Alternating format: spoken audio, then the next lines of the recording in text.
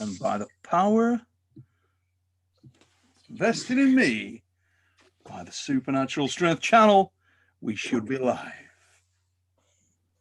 Ladies and gentlemen, welcome to The Fix. Show number 98 in the mother fluffing house. The fat lad Neil Pickup with you, and it is my honor and my pleasure to welcome an absolute host of superstars, none more so than the Wolf, Kurt Terzi. Look at him, mate. Bring him in shot, Engin. Roll that boy's chair into the center of the screen so we can see what we're dealing with here. Let me intro the host of stars we've got on tonight's show. Actually, before I do that, though, let me also take the piss out of Rolly Ray Lipinge. Because despite the fact that Rolly Ray is the owner of the greatest shirt and belt combo in the history of mankind, he couldn't stand it, guys. He couldn't stand the pace. One weekend with the Wolf and Engin and the Swedish ladies, and he's had to go to bed early back in Latvia. Not like Monster Michael Todd and Mrs. Monster. Absolutely not.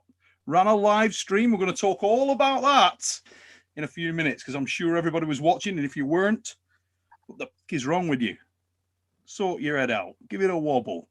But ladies and gents, first of all, let me intro in the bottom corner, well lit and looking pretty sexy with a new do. It's Ryan Blue Bowen in the mother fluffing house. Right. Yeah, thanks, Neil. Biggity bong. For those of you who don't know who the guys in the top corner are, obviously you'll probably know Engin Terzi. Who doesn't? He's the guy that's just pulled John Brzenk. That's going to be another one of our topics very, very shortly. And sat next to him is a man you may not know. One of the original old guard, multiple Turkish, European and world champion, Kurt the Wolf Terzi in the mother fluffing house. No finer gentleman. You know Kurt, don't you, Mike? You look of course, he's awesome. Let's go. And then in the bottom corner, we've got the very sexy Shoulders Todd. And she's joined by some big bearded mother fluffer who's pretty good at arm wrestling too. And his name is Monster Michael Todd. Right there. Now, with so much to talk about, guys, we have what a weekend of sport that was. Holy hell. We're going to start in the order that which it took place. And first of all, Engin, talk to me about John Brzenk, son. You got the experience. It's been a while since you and John have faced off, yeah? Yeah, he was truly much bigger than when I saw him last month in Istanbul. What was his official weight, Engin? I wanted to. He said with clothes he would be 240. I said, I will weigh you, and he said no. I said I will weigh you. He said no. And then I said, it means that you are more than what you say. And then his gambling thing started. You want to bet? You know, and I was, it's okay, you know, just like, but my guess is maybe 107 or 8 naked. That's what I was thinking, maybe 5-6 kilo heavier than last month when I saw him. Yeah, he's just, trust me. I mean, today he was sitting by me when we had lunch together. I mean, his thumb looks, you know, just like my wrist size. You know, he's a big guy, you know. Yeah, I mean, it was even harder, especially whenever he makes his hand, you know, like this to make this muscle here thick. It is for my short fingers, you know. It's hard to grab him, you know. But I don't think that my wrist failed at all. But you know, his horsepower sideways. I mean, people think it was very easy for him, but even today, when we went here to Bergen to teach, we were talking about, you know, like how to counter the back press. I mean, the riser, you know. And I said, you know, for me, it's just like with the lat, you know. And I said the lat, as long as you have a strong hand and wrist, you know, always stronger than the brachyradialis, and just grab it, you know. And he was like, so why didn't my lat didn't work against you? I was like, so he really told me that, he told me a few times that, you know, he felt my back pressure very, very strong. He said incredibly strong, but he said, you know, to this way, he said that I think round 2 he's talking about. He said that I stretched him out like this. He thought that I was gonna flash pin him after that, but he said I didn't have the side pressure to do that. In fact, it's not about only that, but even my wrist didn't fail. I didn't have the control over his pronator. You understand? The wrist is solid there, my wrist, but to apply that pressure, your wrist needs to have a little bit control over his pronator. His pronator also back pressure. He is the lat here. Everything is just so connected. But I am sure that his wrist did not control my pronator at all. Except probably round 1 and end of round 3 that I was exhausted. Of course, I was pushing my limits while he is not. He said that after he took match with Zolev, round 1, he took him, ready to go. It was no effort to go, but he said he had to apply 95% of his limit to press me, This is what he told me, yeah. I mean, there is no way that I can beat him. The guy is a big guy, huge guy, no way. It's just a dream for me. And to be fair, he's not sorry. A small fruit bat flew in my eye a second ago. Don't know whether you caught that on camera. If anybody did catch that on camera, fruit bat, probably a 2-pounder straight into that eye. It's okay. I'll man it off in a minute, but it just threw me a bit there. I want to bring in Monster Mike, and also I'm going to go to Ryan in a minute on this. But Michael, obviously, you're probably more experienced than most in terms of having pulled with John, against John, in a training environment, in a match environment. Where do you think, a lot of talk around the world at the moment on exactly where John is. We've seen him on that climb, on that sort of ascent. We saw him against Chance. He looked like he had a few holes in his game at that time, was a little shaky. We then saw him against the likes of Paul, who's coming on the show tonight, Dimitri Kachan, better. I don't think we can really count the Devon thing. It was a little too much too early. But it's fair to say against Hadji, he looked phenomenal. Do you think he's sort of topped out right now and he's where he's going to get? Or do you think there's still growing room in John yet? It's John Brazant, so anything's possible. But I believe if you're asking me where, I know what you just asked me. Ask me can he go further? Can he climb higher? Potentially. He's extremely strong right now, and I don't think he's getting the credit he deserves. So if you look at the rankings, now I like Engin's rankings much better. But if you look at the other rankings, you have Crosby sitting at 10th. Who on this call thinks Crosby can beat current form John Brazant? No, I would say that I would favor John in that match. I think he's top 10 in the world. Mm-hmm. Yeah. I mean, Ryan, you've obviously, you talk to John a lot. You're very experienced in pulling with John, training with John. I'm sure you've talked to him lately. Where do you think, and where does he tell you that he is and he can get to?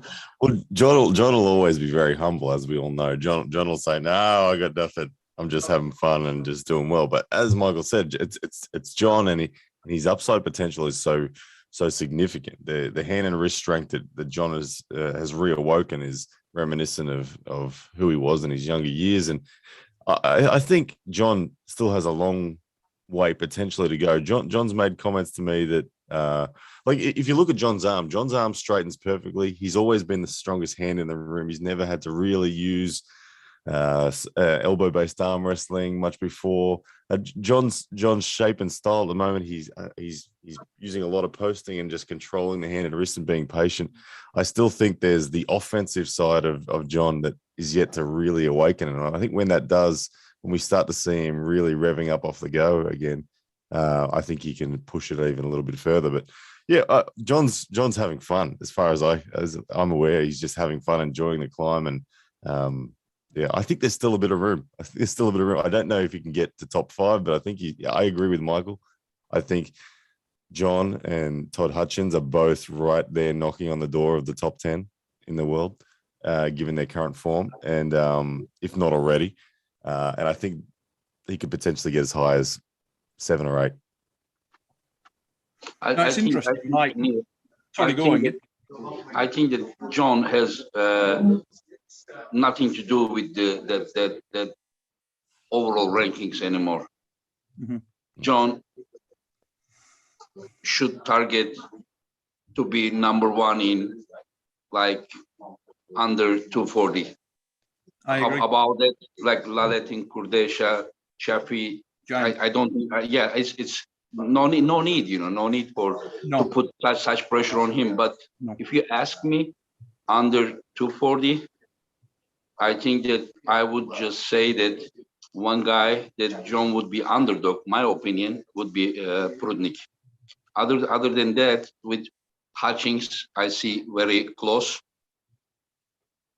And I think Krasimir also is interesting because he's rock strong, has massive side pressure, can pull without his hand. I do think John wins that match, but he's an interesting proposition. It's just, I do think that John is right there in the discussion. Anybody, even, like you say, 242, certainly 220s. I mean, would everybody agree, or would you think that John is the best 220 puller in the world right now? Because Prudnik, we know, slightly bigger than that. But John, when was John 220? I mean, he made 225. But he can make it. He told me on the phone that he'd be happy to and could make 220. Yeah, I think we've got to see him in a Rackley pull as well, just to be certain. At 100 kilos, Rackley's sort of unknown. He's. I mean, we saw him lose to Sasho, but I think he was only 94 kilos or something. 90 kilo, exactly. 90 kilos. Now he's 105 kilos. So there's at 105 kilo Rackley, there's still the question of, okay, well, where's that? I favor John, but there's still that needs to be answered. Also, there's people like Dada Khan as well that you have to say that they're in the question at 100 kilos as well. But I agree, John. If I had to pick someone at 100 kilos, it is John right now. Yeah, but there are a couple of interesting matches out there, but it's bloody exciting times that he's come back in. Seems so reinvigorated, and like you say, it really does seem like he's chasing it again.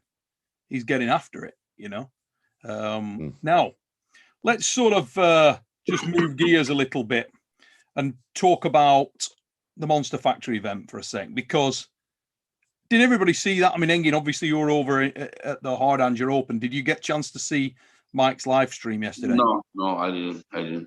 Okay. Ryan, I'm taking it you did, Ryan. I did. Yeah, I watched the undercard live, and then I went to then I was off to church, and I watched the live replay as soon as I got home. So yeah, I watched it. Yeah. Nice work. Yeah, I'm going to say I thought it was fucking amazing. It was. I thought it was excellent. Absolutely excellent stuff. I mean, we have a super chat here from Silky Wilkie, and this is aimed at Monster Michael Todd and Mrs. Monster. And he's put, how oily is your couch, Michael? And I'm going to answer that on Mike's behalf and say that it's not quite as oily as my couch, just because of the fact I was that excited watching the Monster Factory live. That's right, mother fluffers. That was a goddamn show right there. There was some matches in there. It had a lot of things going for it, didn't it? The undercard was the nuts. But also in a time when it seems like the hardest thing in the world to live stream correctly. I watched the Eddie Hall Beyond something, and I was losing the stream throughout. We've had issues in so many promotions. The bloody thing was crystal clear, top to tip, as far as I could see, unless anybody tells me different for them. But yeah, Monster Mike, Mrs. Monster, you must have been absolutely buzzing with that first outing, mate. Yeah, we were blessed. We have very blessed to have very good brand partners for 2022. There's three of them, but the two that are in this industry are very excited about the prospect of what's possible with arm wrestling. Mm-hmm. And we're very excited and open to help us with this broadcast. So Rebecca, she basically produced the whole thing. We had someone else in here kind of directing it. And it just, I felt like it went off without a hitch. Now there's a couple things, we weren't quite close enough to the mic when a couple people, when I switched out a few things, but all in all, I thought it was so awesome. And we didn't even like the commercials that were ran. I mean, I felt like it was very, very professional. It had a really fun vibe to it. So I mean, I'm obviously biased, but yeah, I think it went off really well. Rebecca did a great job. Yeah, we can only take so much credit. Like you said, it was so much about our partners really wanting this to go well, not just for us, but because of arm wrestling. They love arm wrestling. And they really helped us to do it and do it well. And the main thing is that I wanted the people that showed support to us, that actually purchased and became a part of our members. I wanted to give them a good product. Mm-hmm. That was of utmost importance to me. I want them to feel like, even if they didn't know the names, which they should have, even if they didn't know the names, that it was a good show for them. And they left feeling like it was a good investment on their part. And we have not gotten any negative feedback, no, other than minor things like maybe have headsets on, which I totally agree with. They would like to see the camera that you're so known for, which is right above the table, which I totally agree with. A lot of things, but no, if it had been left up to me, it would have looked exactly like when Corey pulled Todd Hutchins. It would have been filmed in the exact same way. And like I said, we're just really blessed that they come on board to help us, and they're really excited about future shows. Yeah. Have you sort of discussed it with them yet about when that could be or when that might happen? Well, when we originally thought about it, we didn't think quite as big, and so because their platforms that they're used to working with are much larger than what we deal with, right? So they're able to think things a lot bigger. And like, I had no idea that we could stream. Now, it doesn't come to our numbers, not the main card, but I'm talking about the undercard. The undercard, I had no idea that we could mirror stream on other athletes' pages. Kai Green was one of them, Facebook pages. And that could draw a crowd to arm wrestling, introduce them to arm wrestling. And that's what Redcon 1 did for us. They mirrored it to several of their athlete pages that have nothing to do with arm wrestling. So that if anybody just happened to be, scanning through, what is this? Let's check this out. Mm-hmm. And they got a lot of good feedback from that. So we expose a lot of non-arm wrestlers, more fitness enthusiasts, bodybuilding enthusiasts, to the sport of arm wrestling last night, because we were able to mirror it on other platforms and other people's, personal channels. So that was something that they had came up with, which I thought was genius. But let's just say they're very excited about the future. And it is really at this point up to us as to how big we want to go with it, Mm-hmm.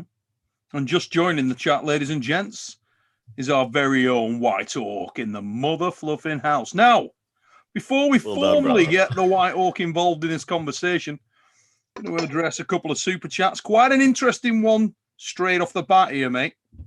And this is from the White Oak. And he just says, man, I love this show. Really, it's not from the White Oak. He says, Ryan, I need a double flip-off. Now he's just joined. This is confusing me. I can't possibly give a double flip-off to the absolute man of the hour.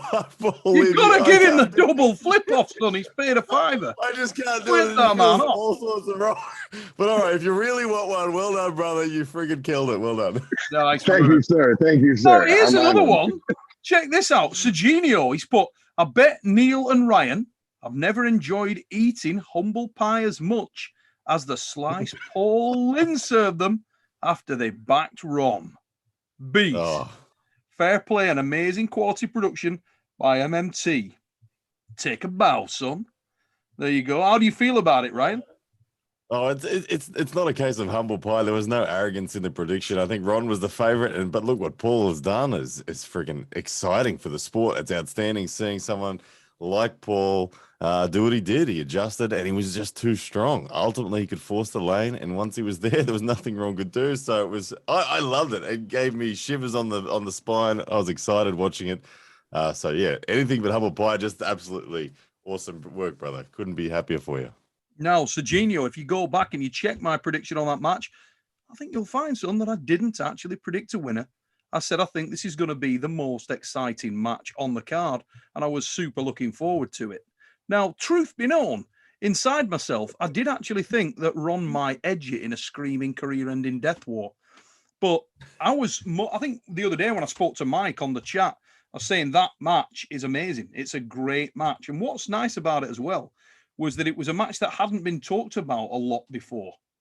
And when we had Ron on the show, Ron was sort of said he felt the same. He said he felt it was a very, very interesting match that could go either way because of the fact that you were dangerous really early, and he felt that if he could get the breaks on you, Paul, he could turn it around. So we ended up with a score of 3-1.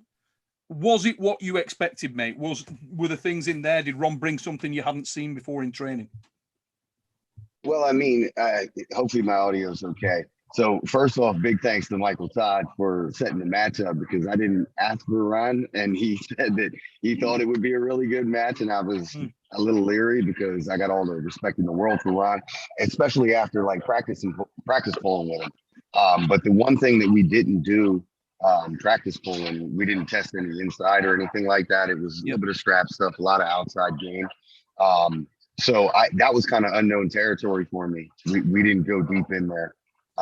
So originally, like coming into the match, that was the plan, to go inside right away. And then obviously you get talking to different people and you start switching your options up a little bit. And so it switched things up a little bit with hopes of keeping his wrist flat and just applying side pressure, which obviously round one didn't go well. So went back to the original game plan. So no, I mean, I gotta say, I'm sure that Ron is still taxed out from East versus West. There's no way that 5-week layoff after that amazing war didn't take a toll on him. So I mean, I think that's the reality. I don't know exactly where he was at, but I'm just honored to be able to get the opportunity to be on the table with a guy like that I've been following since the minute I got in the sport. So no, I couldn't be happier. It's still just setting in now. But big thanks to Rebecca and Michael for giving me the opportunity. Definitely our pleasure to have you on the card. I set that match up because you had already pulled the biggest legend in North American arm wrestling, John Brzezinski, and I thought, why not give you a chance at the second biggest legend, right? So I had seen the practice footage of you guys, but I had also had you down here, felt what you had on the table, knew you were always improving, and it was just a match that made sense to me, and it was one that I thought would draw a lot of attention. So I'm very proud of you, sir. Very impressive performance. Can't wait to see you at it again. Now, while we've got Engin Terzi on the call, ladies and gents, I want to just put something out to the chat a little bit here as well and get some chat going there, or over on armwrestlingforums.com as well, mother fluffers. One for you guys to talk about after we finish today's show. Arm Wrestling Forums is a place you can do that and get over and talk all about it.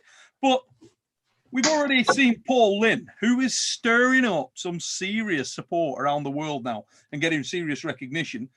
There's been a guy who pulls legends, does well against them, did great against John, just had a great result against Ron Bath. Who would be interested when he's ready and firing all cylinders to see Paul pull Engin Terzi?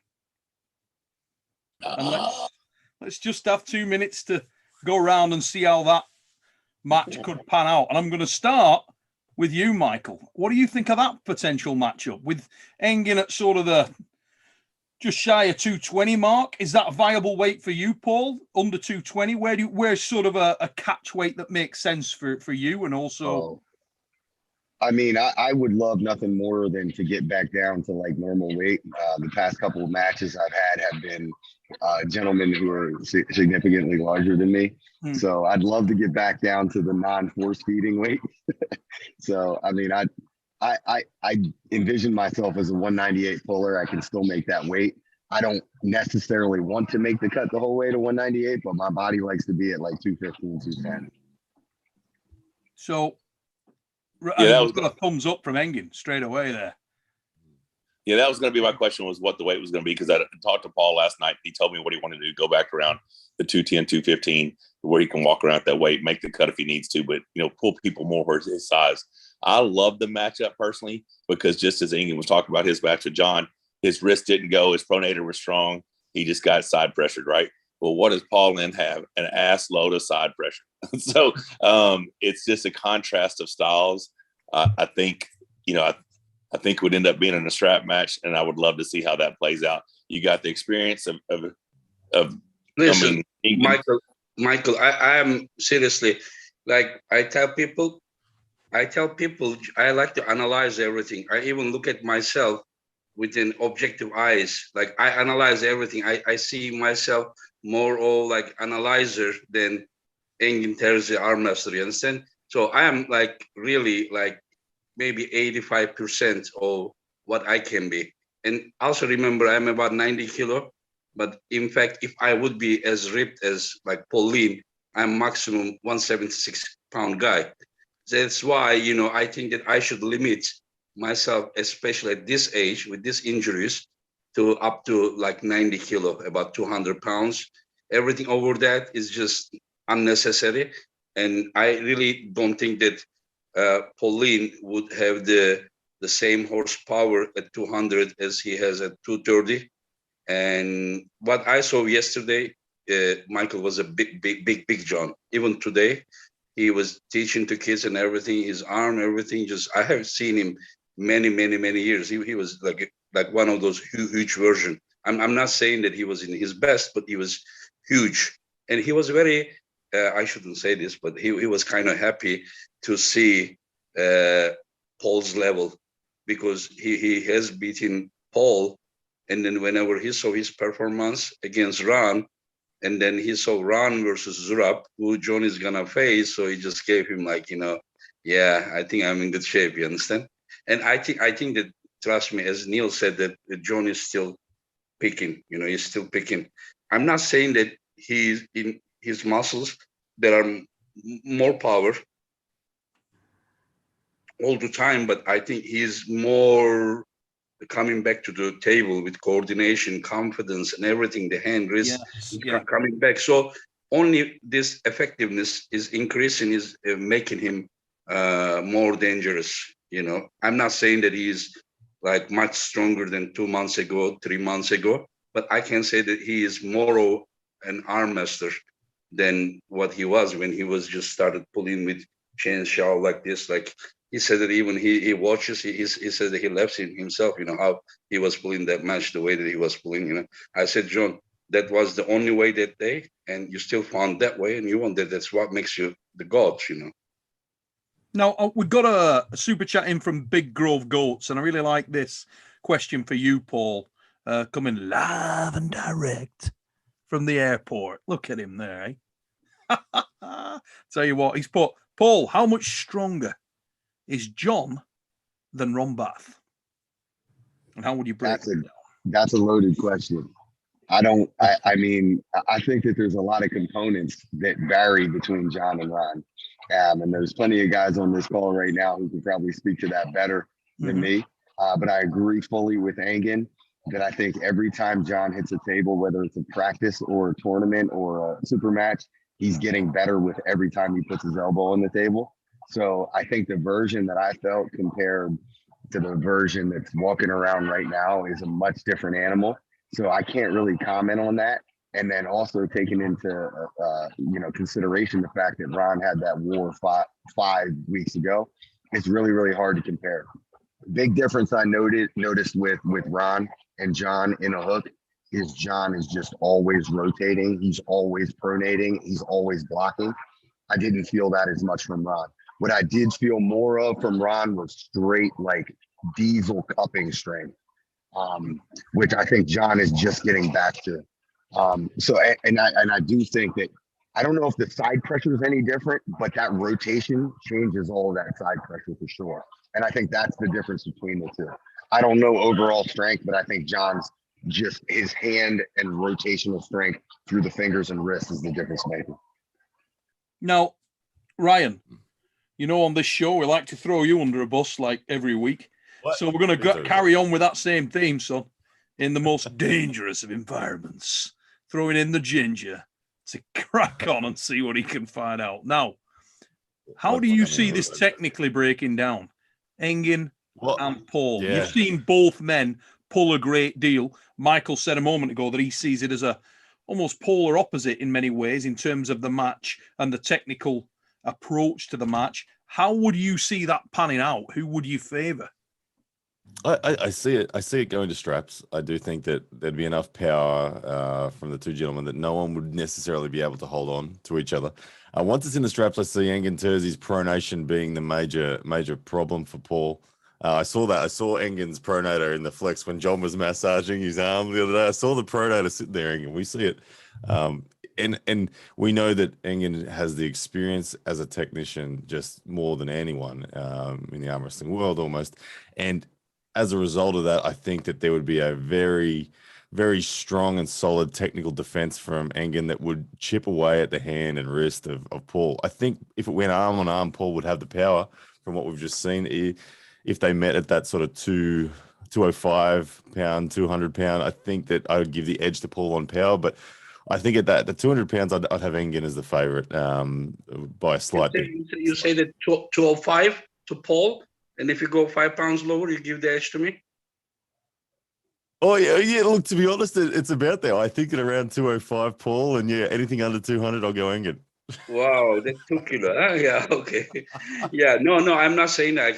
This guy is stronger than me for sure. He's healthier, his side pressure, everything.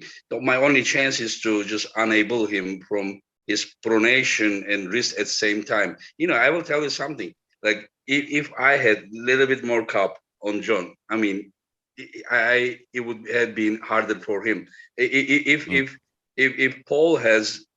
Paul goes down to near 200 and can still have the pronator of John, then yeah, he's gonna beat me. But if it is anything less than that, imagine I'm not at my best, that I will come there probably 10-15% better than what you saw me 2 days ago. And then I will control his pronator. Once I control his pronator, then I think that it will be very hard day for him. But if he has 200 pounds, 205 pounds, and Jones, it's not only about his pronator strength, his hand is also so thick, so big. Today he was sitting right by me, even his thumb. I was like, what the hell? And who are you pulling? The guy is, I mean, look at your hand. This hand used to pull 121, 55 kilo hand. Mm-hmm. And the biggest I ever pulled WAF official is 165. I never pulled even 176. So I pulled my career 55 kilo to 75 kilo. And then John has pulled Richard Lucas, Cliff Dean, Alan Karev, all those guys. That is why, because his hand is just like not human hand. It's something that belongs to a bear. Having had the experience of pulling both those guys you just spoke about there, Cleve and Richard, it's unfathomable. It's just amazing that he could do what he could do with them. Amazing. Yes, I agree. But his hand is not normal. I think that his hand is probably bigger than Michael's hand, right? John's hand probably thicker, maybe. I don't know. Maybe at this weight not, but in same weight, probably his hand is thicker than yours, huh, Michael? Yeah, his thumb's definitely bigger. We put our hands together, and they're pretty much similar, except he has a much thicker thumb than me. Yeah, John's thumb is really large, really, really, and his fingers are thick.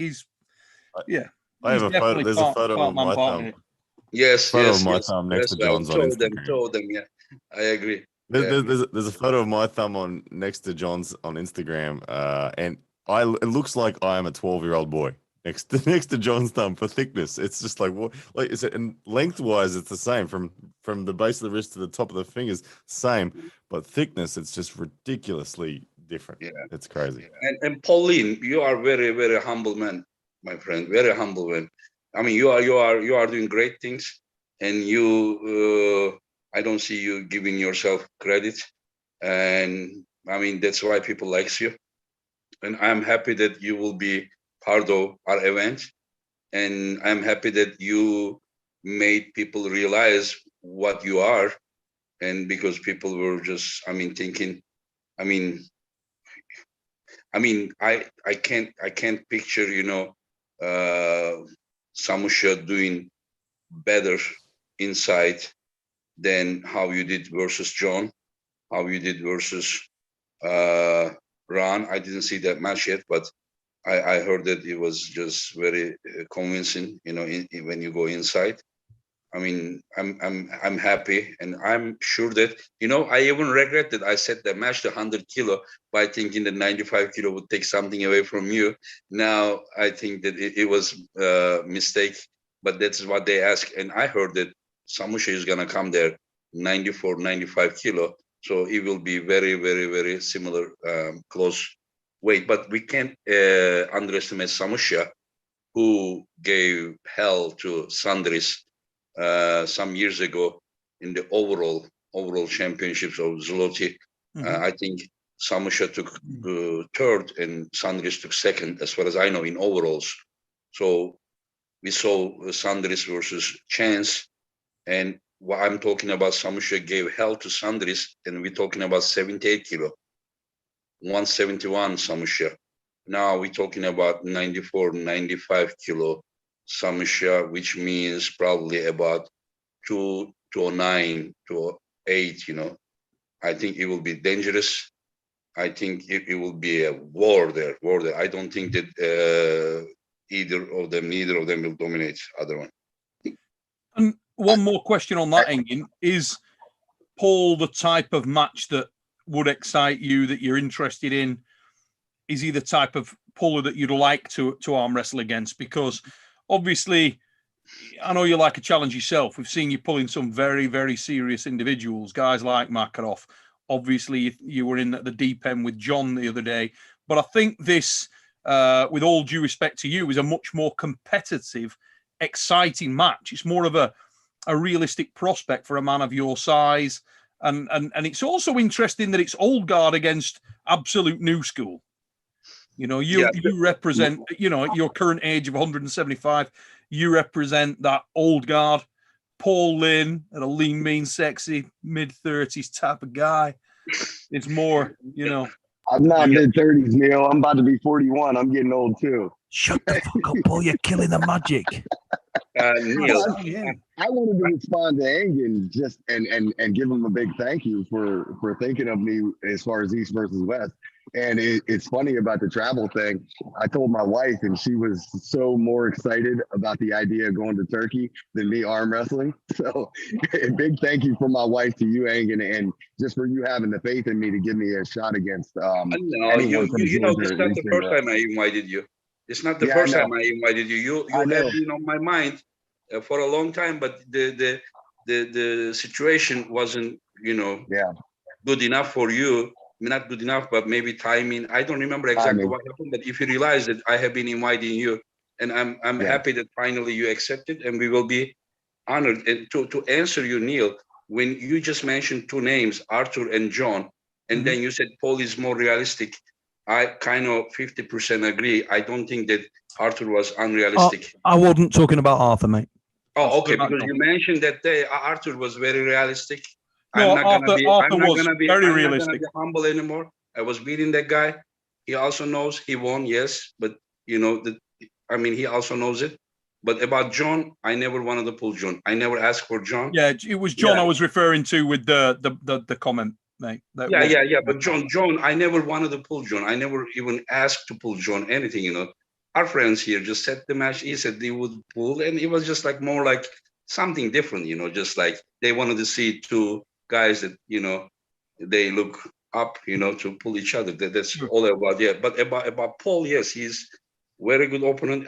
After, you know, sorry, but, you know, like after you come to the certain age, you know, you kind of like you are finishing.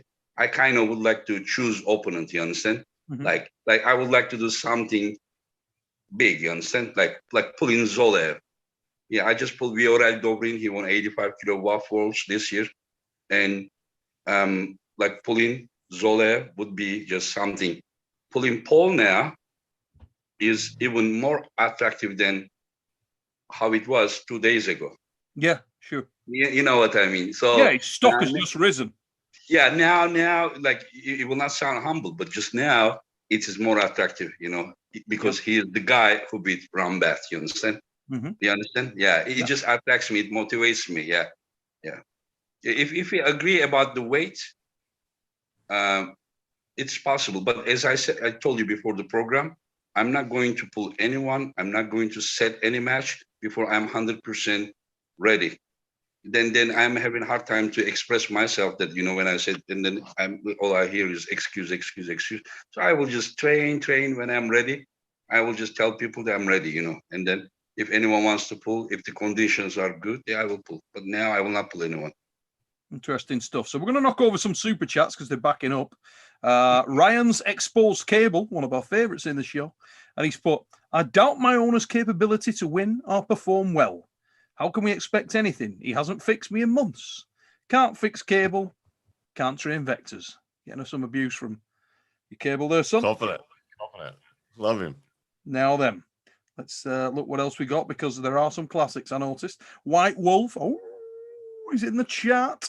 He's put, sup, lads. Ryan, have you something in common with Devon? You both suck at picking winners. Only difference is Devon can win. Kidding? But can I get a single bird flip off? And Paul, you killed it. MMT, great show, mate.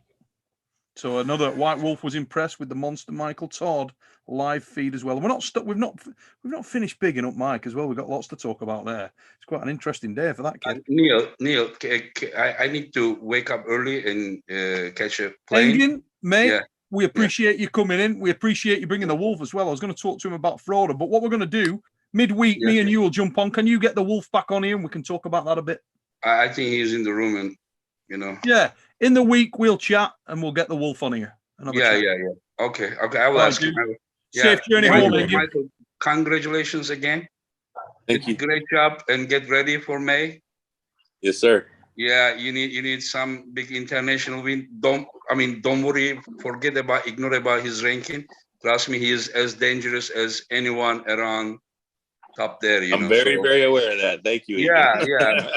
If people tries to crash your motivation, you pull in someone who is not ranked. Just it's bullshit, because they don't know arm wrestling. If they think that way, so I know. He is a very dangerous opponent, and I will be as prepared as I possibly can be. Yeah, it will be great to see you. And Pauline, again, congratulations. You did incredible job, my friends, and hope to see you. Yes, Engin, thank you for the opportunity. I can't wait to meet you. It will be honored. Ryan, you take care of yourself. You are one brave man. You know what I'm talking about.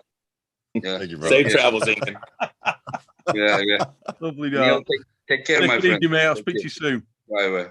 So we got a super chat from our very own Mr. Percolate 80. Probably the biggest supporter of the channel, this guy. Absolutely love him.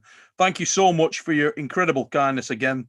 Really appreciated, mate. And he's put, such a great weekend. So much arm wrestling. Some boxing. Let's go.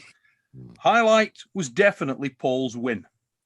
Such a great guy. Much respect, and have a great day all. Thank you, mate. Really appreciate your super chat. And you're not wrong. What an incredible weekend that was. Alan Cadrick with a super chat. He's put, didn't see the match, but huge congrats to Paul on beating Ron. Paul is one of the coolest guys in arm wrestling. And Engin, keep an eye on him and give him a match, because he beat Ron. He can beat Zurab. That'll be another bloody interesting one. And I'm sure that Engin will have his eye on that without a shadow of a doubt. People are going to be headhunting the White Oak from now on. Henry Bowersall with a super chat. And he's put Paul versus Todd, Arm Wars, and Paul versus Sasho, that Engin show. That's another couple of... you've pulled a lot with Todd Hutchins, haven't you, mate? You know Todd inside out. Yeah, I know Todd. I gotta get... Todd's a little different. I'll be honest. Bad, man.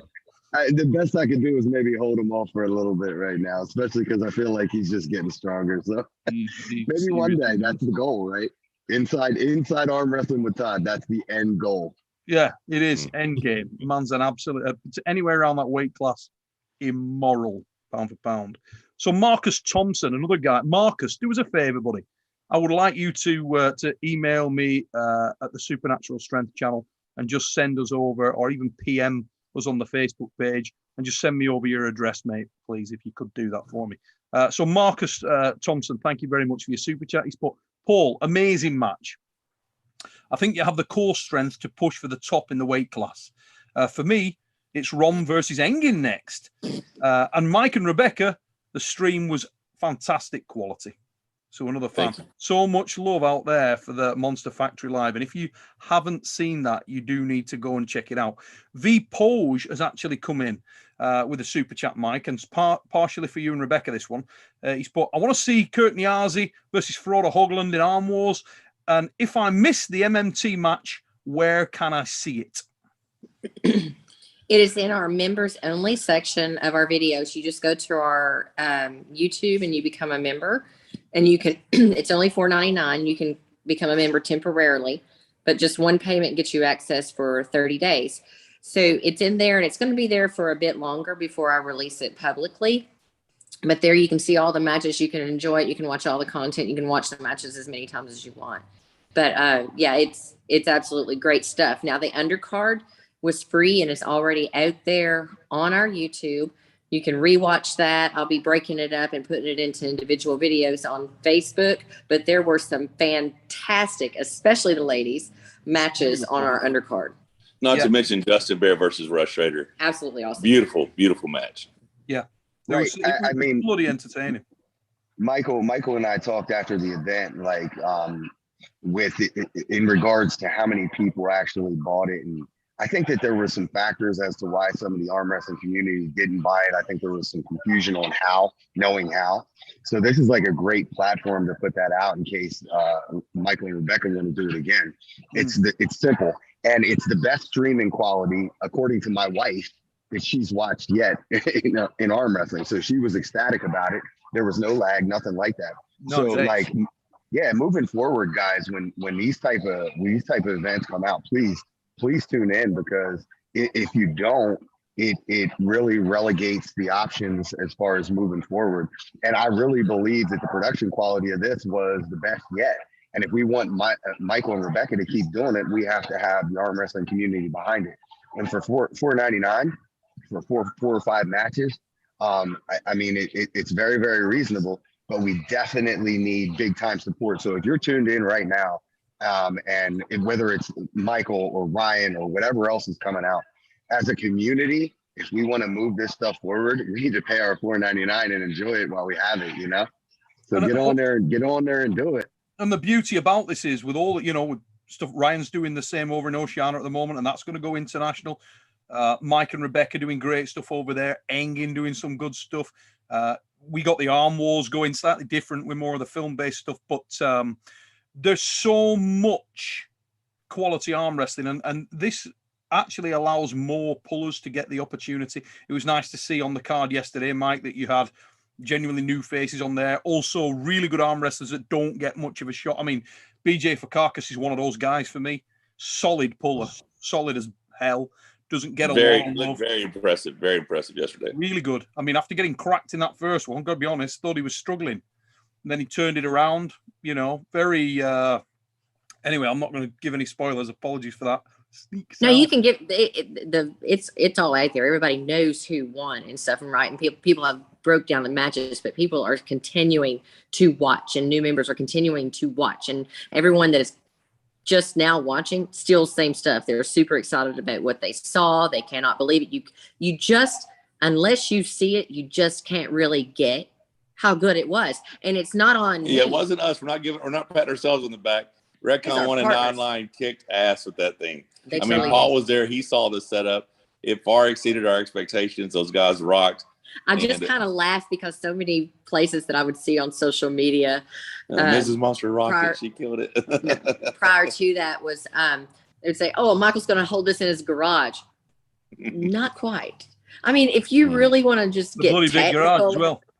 If you really want to get technical about it, this did used to be a garage. It's not quite a garage anymore. But anyways, it was absolutely just a fantastic time. But the athletes, I cannot tell you how proud I was of the athletes. They were so excited. All I asked of them was go up there and just don't be shy because of the cameras.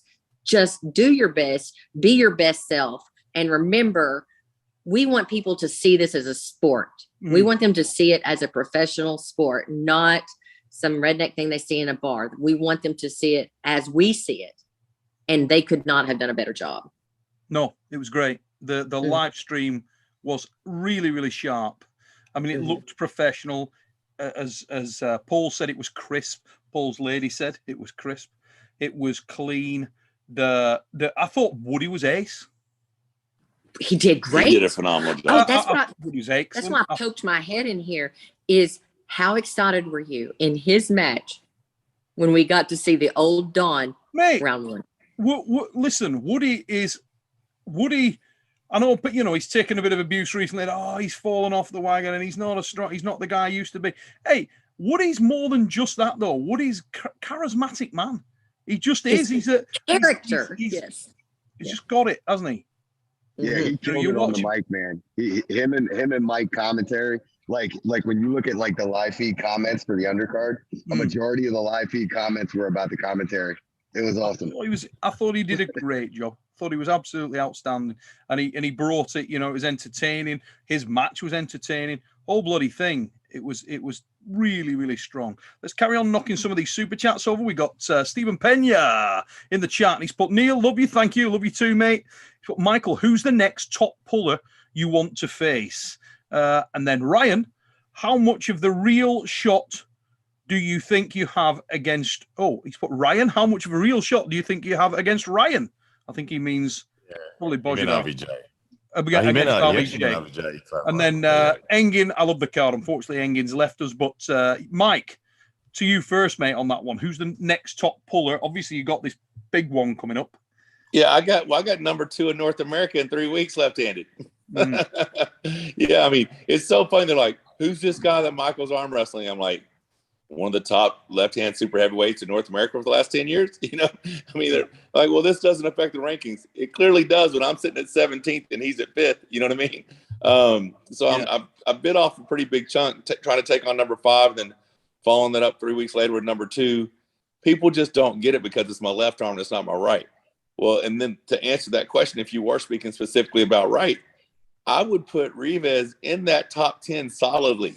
That dude is a bad dude. Go watch his match with Levon. Go watch his match with Alex Gradesha. I mean, those 3 guys are ranked, 1 and 3 currently? Yeah, I'm biting off a big-ass chunk of a man right there. And if you listen to some people, after my last 2 performances, they tell me I'm going to get destroyed. I'm not good against top rollers. But, I was talking to Paul last night. Old school Michael Todd's coming back. I'll be ready, I promise. Just on that note, Mike, as one of the guys I consider my closest friends in the sport, I've got to do this to you. Take a note of the time there, because Michael Todd with a classic soundbite where he said he's just bitten off a big chunk of man. Oh, what a dick. Yeah, you said that out loud, Michael. I've been asleep like 5 times in this video so far, so you can't count that. This is a show that I came on here once and said, I don't love countries, I love men. And it's lived on forever. So there you go, Mike. Welcome to my world, my boy. Well then, we did have a super chat from the dreaded pirate Blue Boeing. So severe, in fact, that it's been withdrawn and retracted. So can only imagine what that was. But we'll let it lie there. But we have some more. Let's have a look. The Aussie arm wrestler has come in. Jake Ward, ready, bang, is in the chat, and he's put Paul Lynn, Diana Jones is a stud. Ready, bang. Can't Jake. He's up early as well, watching his arm wrestling. Jakey Ward in the mother fluffing house. Now, dreaded pirate Blue Boeing come in. He's so consistent. He's put Redbeard is also hung like a 12-year-old. You've been sending him pictures there, Ryan? Oh, no. Whiz. Yeah. Stephen Pena with a super chat. He's put, Neil, for the last week, I've been falling asleep to RVJ and Ryan's talking shit over each other. And it's been so amazing and comfortable to sleep with the yelling. Well, I think that's probably died down. Whether it'll come back at any stage, if those guys do pull, we will have to see. But no dates announced at this point in time, mate. So you might run out of material soon, unfortunately. Chris Fisk with a super chat. He's put, I thought based off John and Paul's match that Ron was going to win. But I was wrong. And sorry I doubted you, Paul.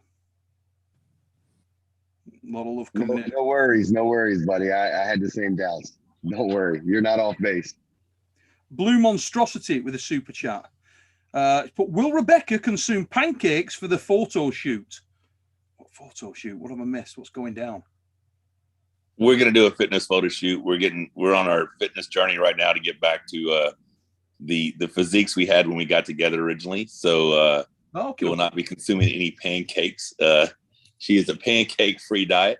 But yeah, so that's where we're at right now. As far as our what I'm focused on right now is just being the fittest, healthiest, most aesthetic and athletic version of myself, which I believe will actually turn me into what I used to be and what I'm capable of being. So I'm excited, man. We're having a good time. We're blessed. We have a lot of good things going on right now, but to be able to do this fitness journey with her, to see her motivated again, just keeps me inspired. So yeah, I'm going to give you, this is my 15-minute warning. I'm literally going to sleep. So you have 15 minutes to ask me whatever you want to ask me. Set the timer because I'm out. You know what I'm saying? Like, not a problem, mate. Not a problem. Right, we got Devon's Classy Finger with a super chat. And he's just came in to say, I love you guys. Thank you very much, mate. Much appreciated. Joshua Musa has put a super chat in there as well. No question. Just put it in there. Thank you very much. And the White Wolf has put, hey, Mike, I'm a big chunk of man. Just saying. Bloody hell, mate. You've got a taker here. And it lives. At least this will take some heat away from Neil for a while. That's what I was thinking. And that's particularly why I brought it up. Don't worry. Mike can handle it. He's had worse. Hey, Josh, thanks for the support, man. Josh Musser is one of our local PA Lethal Arms guys. Thanks, Josh. Tremendous. Thank you very much indeed, guys, for all of that. Another guy who did a great job, Luke Pulcher, who's your ref yesterday. And he's put great event to be involved with as a puller and as a ref. He did a great job yesterday as well. Very good job. Here we go. The dreaded Pirate Blue Bowen. Oh, mate, let it lie. Let it lie. We're not going to bring that one back up. He's having a go at Michael. Oh, my goodness. What is it? I need to say, this is why I have to read the comments. Yeah. I don't have another phone to read the comments right now. I'm so disappointed. He's having a picture of him over the king of the table breathing thing. Which I'm pretty sure wasn't Mike because I was on Mike's headset and I couldn't hear him. So I don't know what was going on there, but I could hear Mike throughout. He's actually the only person that I could hear throughout, and it didn't sound like, I don't know what was going on, so I can't really comment, but I don't think it was Mike. That's my honest opinion. Well, there won't be a 300-pound version of me anymore anyways, so I don't think that's going to be a problem. You're not going to be breathing out heavy anytime soon. Well, not on camera. Not in a bad way, motherfuckers. Not in a bad way. Just be careful, Neil. You might get another soundbite there if you're not careful. Yeah, hey, that's okay, mate. I'm quite used to that. There's been a few knocking about. Now, how long can we let this show go on when he's going to drop off in a few minutes without talking about the fact that Michael Todd had a big win lefty? Statement made. You got to feel good about that, son. Yeah. I mean, I've always known that if my elbow and shoulder will hold up, I'm pretty competitive left-handed, you know. The fun. Do I? Hey, pretty competitive, Neil. Hey, Neil, how about this? So, backstory on all that. They got like a running joke that like if Robbie's under 260, that Mike's gonna win, right? So then there's like this running joke that they're not feeding him and everything else, and he's teetering on that line. So they run like, and Robbie came in like Thursday.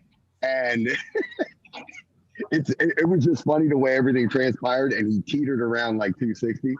Match day comes up, and Robbie's like, he traveled in, he's staying at Michael's house. He's got no one cornering him. And I'm like just sitting back there like, man, nobody can even rub this guy's arm. So I run up there. I was cornering whoever didn't have a corner man, and did it with a couple of ladies and everything. And I'm like, man, I got to go up there. And it's right after Michael shoulder rolls him the first round.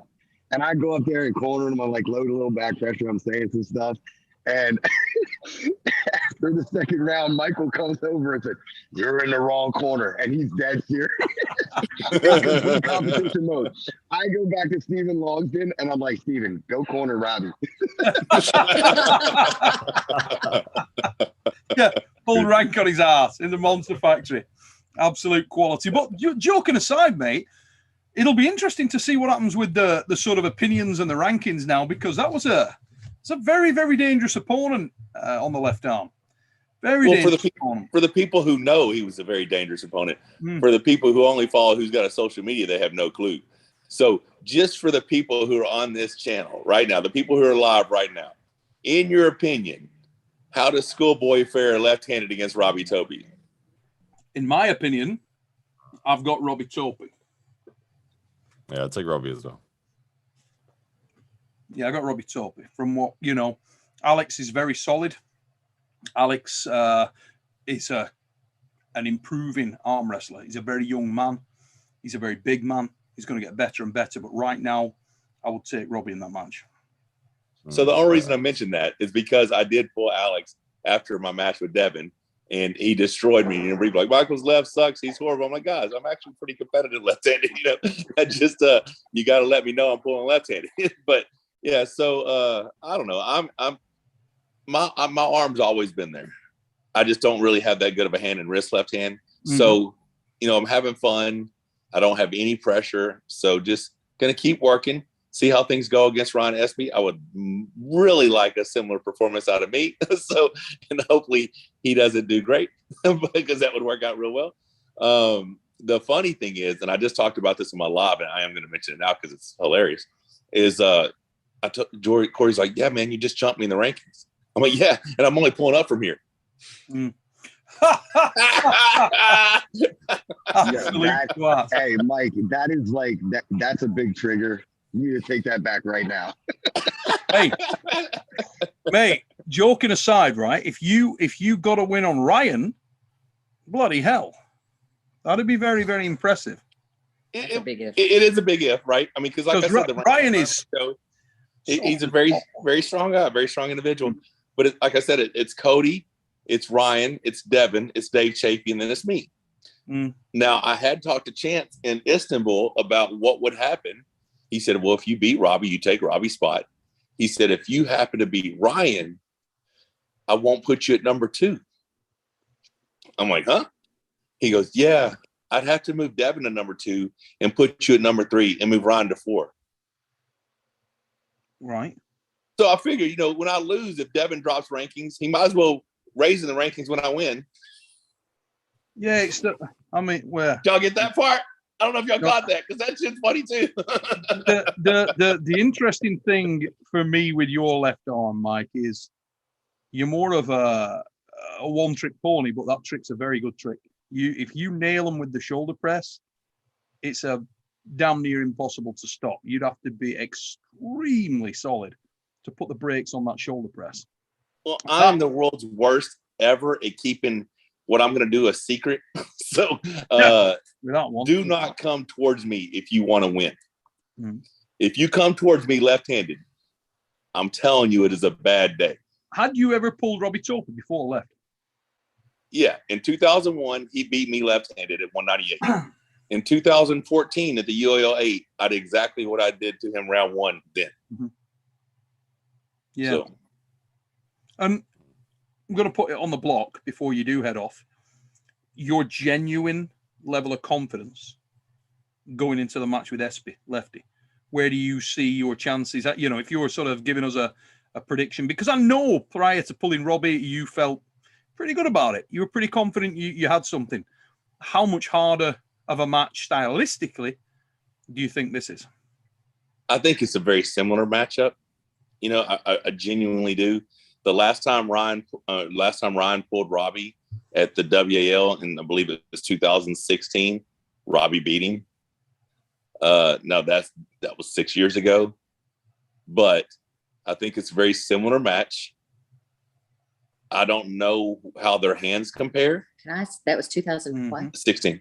Wasn't Ryan Espy weighing like 145 pounds? No, that was Body by Body in 2012. Okay. 2016 was like 385 or some shit. But yeah, so I believe Ryan probably has more side pressure. What I'm thinking. I don't know where the hands will be at. So what it means is, will I be able to get that shoulder in, or can he block me off the start? You know what I mean? Mm-hmm. Last night, I fared better in a regular start versus a referee setup. You know, referee's grip I did not do as well because I was getting over rotated in the setup. I mean, I was getting bent. spun out this way. And once you get spun out this way, it's very difficult to get a hold of that and get your cup. Yeah, man. I mean, it's 50-50. And if anyone thinks anything else, if anyone thinks it's 90-10 him, whatever, it's 50-50.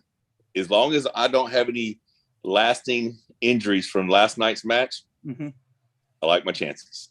So it's dividing people in the chat here. We got people going both ways. Super chat from Dreaded Pirate Blue Bowen. He's put Michael scuba diving Todd will be crushed by the giant Canuck. He's got Ryan Espy in that match. Well, first off, scuba diving, this is not a right-handed match. So you're a dumbass. Luke Pulcher has put Paul Lynn is an awesome corner man, except for the ref. Crowbar Jones has come in and put Neil, new to this whole arm wrestling stuff. My mate White Wolf got me hooked. Looks like a tight crowd in this sport. Good on you all. That John Brasink guy looks pretty good, and he's a biker. Yep. Yeah, he loves to get out on the bike. He was out there the other day on the bike all day, he was telling me, and he is indeed pretty good, mate, and only getting better, without a shadow of a doubt. Just to let everybody know, we're only going to be on here for about another 5-10 minutes, and we'll be jumping off, let these guys get on with their day. But before we do go, one other major sporting event that took place this weekend was the Eddie Hall Thor Bjornsson fight. How many of you guys managed to catch that? I'm assuming you didn't, Mike. Oh, we were watching it right up to the time we started. So you had it running. Did it? What did you think? I'm going to say I thought, I'm not saying these guys are going to go out and beat any boxers, but let's be honest. For two strong men, I thought it was a bloody entertaining fight. I'm blown away that it went as long as it did. I was like 3 rounds tops. No way it's going past 3 rounds. Blown away. It was mega. I mean, bearing in mind, Thor was like, 152 kilos, and I think Eddie was like around the 140 mark. And they went the 6 rounds, and obviously they'd run out a lot of gas towards the end. But both guys, you could not say that they didn't go balls out. We had, I think it was in total 3 knockdowns, probably 4, really, overall. I thought they did a bloody great job. I was thoroughly entertained by that. The theater of it was awesome. The entertainment factor was there. The boxing, I thought Thor looked very, very well rounded. Eddie put up a good fight. I thought Eddie had a lot of heart. Eddie's chin did well because he took some hits and he got back up. So I'll give him credit for that. But yeah, I was thoroughly entertained. I had a great time. The first knockdown by Thor, the shot that he put on Eddie. How did he get up from that? Dude, that was I wanted to see Eddie land a clean overhand right or left or whatever it was. Oh my goodness! That right hand hammer that he was swinging would kill a normal person if it lands. Yeah, I mean, and the thing is, it wasn't slow. No, he was swinging that sucker from his knee all the way up to the skyscraper, and that sucker was coming in like a quarter of a second. I was like, it's like giant Chuck Liddell shot. It was great. I gotta say, was it round 5 or something? There was a couple of combinations being thrown by Thor where Eddie was already a bit dazed. It was a bit wobbly, and Eddie was dodging and ducking and weaving, and I'm thinking, oh my goodness, he was surviving by the skin of his teeth. I thought if one of those crosses landed, Eddie was gone. But oh man, I thought it was awesome. I mean, to be fair, some of the head movement Eddie put in there was pretty impressive. I mean, the guys that, these are guys that aren't boxers. I thought they did a bloody great job. I was really proud of them. After that, I thought, well, because there's always the chance when you see guys transition to a different sport that, it doesn't look great, and it could have ended up in a bore fest, and all the hype and had just been for nothing. I don't know what people want if they didn't enjoy that. I thought it was absolutely great. Both knocked the piss out of each other. Both men really went for it. And the best thing, neither one's come out hurt. I thought it was awesome. I actually hope there's a rematch. I don't know whether they want a rematch. I haven't had a chance to catch up with Ed yet. But I'd love to see it again. I thought it was fun. I enjoyed it thoroughly. I really enjoyed Thor's professional approach because I like that as an athlete. He took it very, very serious. Not saying Eddie did not. Eddie had the endurance to keep going, but you knew his swimming background, his competitive spirit. You know him personally. That guy, once he puts his mind to it, he's very determined. Yep. But I mean, we saw there was a difference in technique. Now, Eddie did make himself a hard target to hit by turning sideways.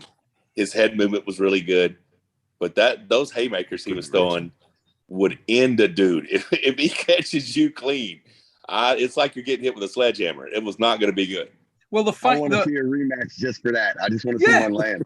Because the fact that he put Thor on his ass with one of those that didn't land cleanly, like Mike said, can you imagine it? I mean, Jesus Christ, when you know how big Thor is as an individual, the fact that he could knock him over like that was unbelievable. You wouldn't want to get in the way of one of them.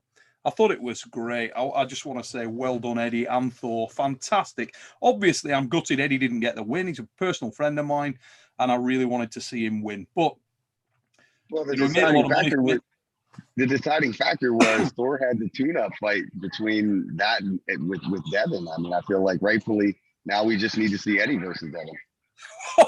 I'm not sure. Yeah, I don't reckon. I reckon Devin and Jody might be a bit like that. You know? Yeah, Devin don't want that one. I know. I'm just joking. Yeah, I really maybe LeVan and Eddie. God knows what comes out of that. I don't even know whether that. I would pay full pay-per-view price. I would pay Mayweather money to see that.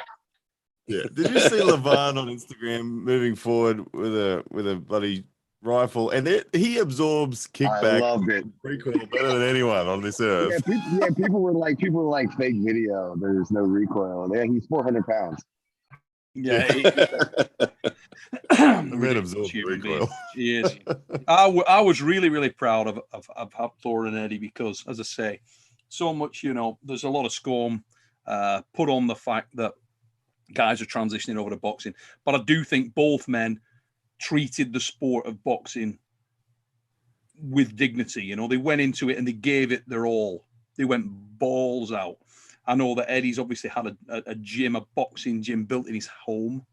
He's worked his ass off to try and get ready for that. Obviously, Thor's done the same.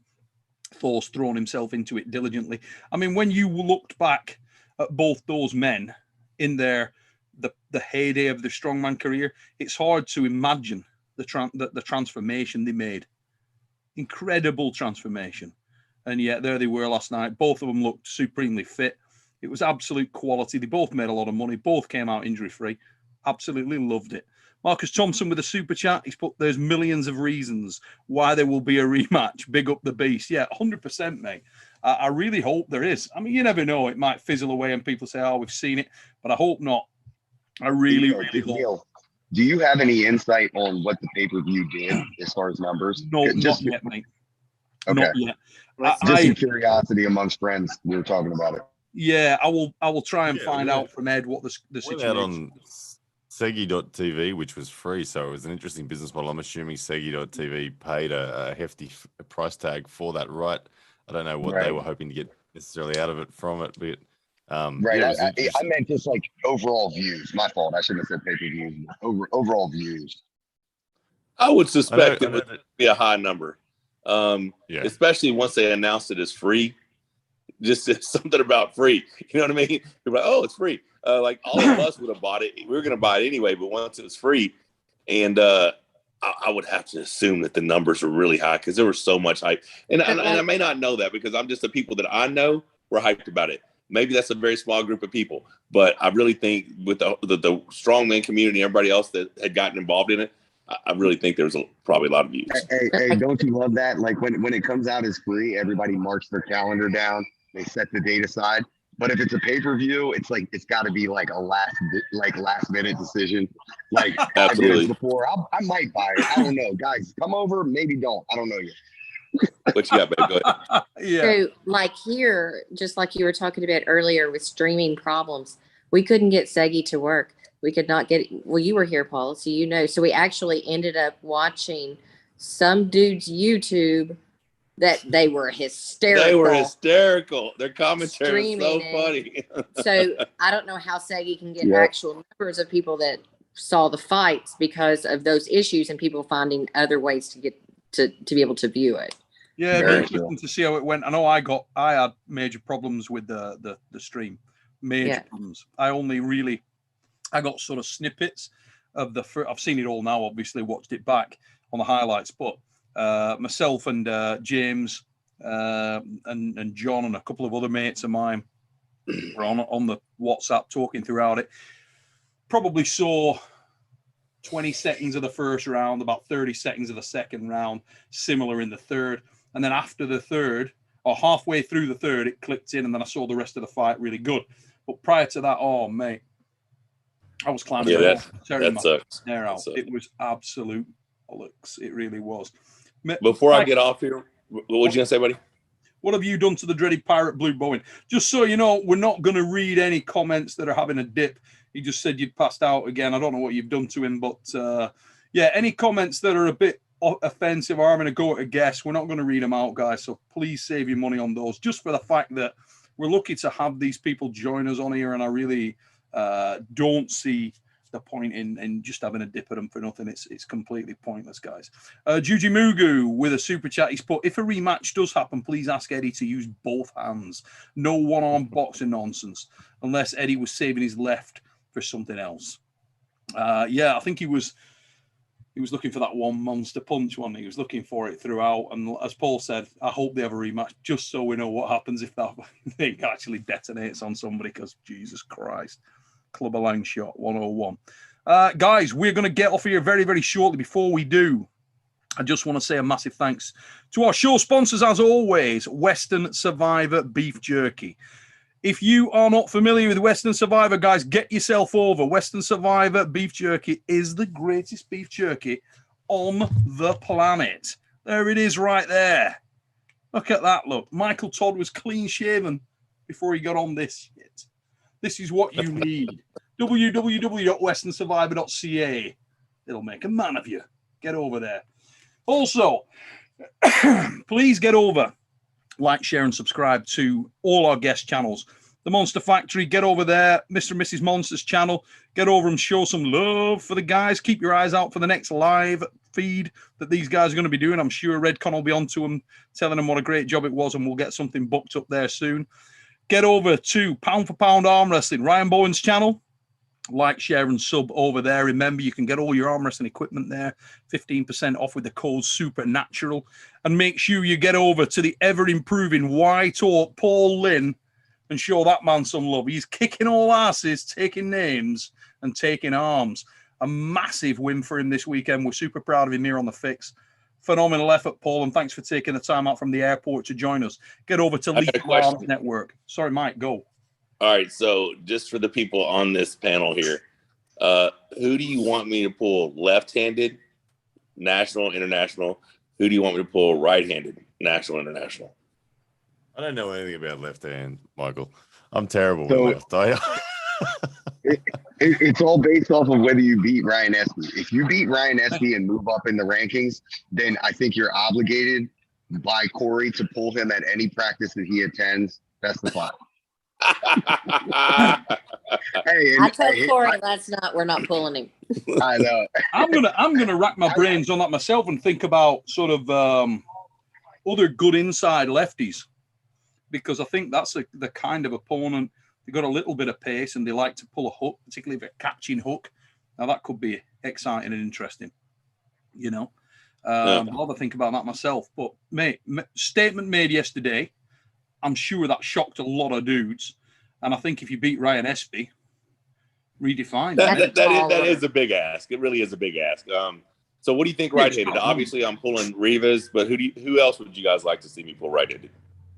Oh my God, I've got quite a few, mate. But I think what I would like to do there is understand where you're going to be at weight-wise first. That's really, I mean, completely irrelevant.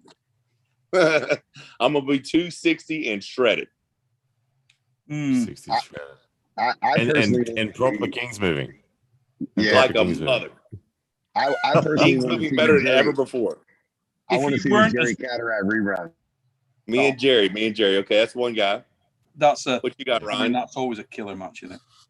I mean, I'm confused at the moment. I honestly, I'm a massive fan of your arm wrestling, and I don't know where to. I mean, there's huge old school rivalries that we could see relived. There's people like Ermies who's dangerous as anything. There's a part of me that's like, if your King's move is back, I'd like to see you. I'd like to see you have a crack at him.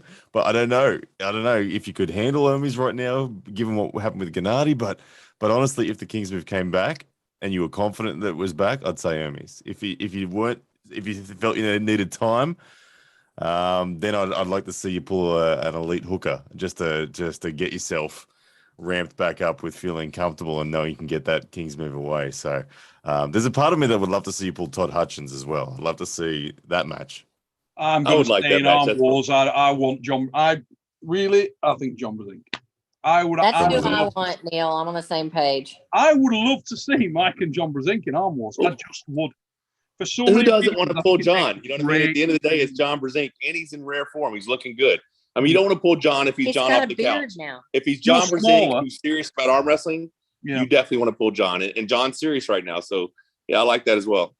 I don't know what John would think about that. I really don't. But I just like that match. I think because obviously I'm thinking about the films. I'm thinking about the stories behind those, the characters behind those. And I just think it'd be stunning. I think it'd be a great match in there. I think both of you have so much history, backstory you've pulled before. There's real twists and turns.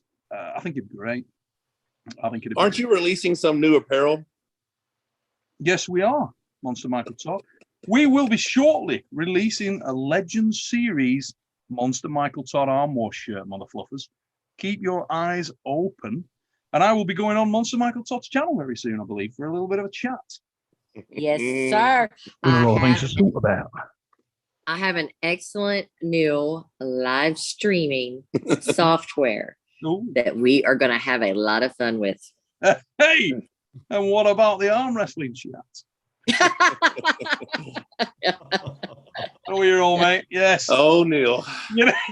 You never know what's going to happen next. But yeah, keep your eyes out for that. We haven't set a date yet, but that will be coming your way soon.